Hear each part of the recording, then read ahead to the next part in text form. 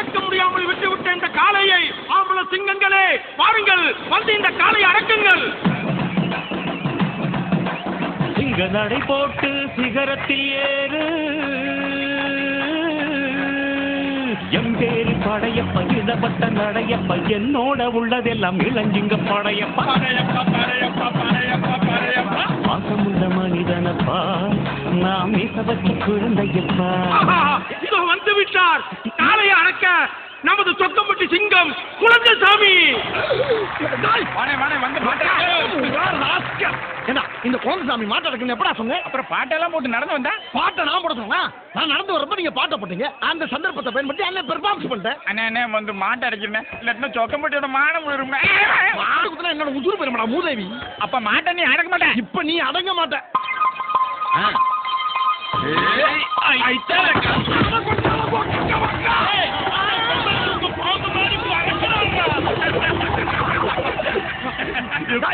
இடம் பார்த்த வேலை அது, இடம் பார்த்த வேலை.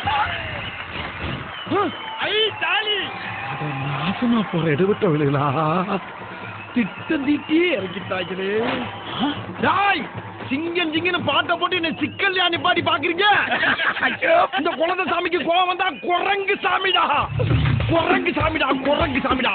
பாருங்க பாருங்க, அப்ப என்ன பண்றேன்னு பாருங்கடா, பாருங்க.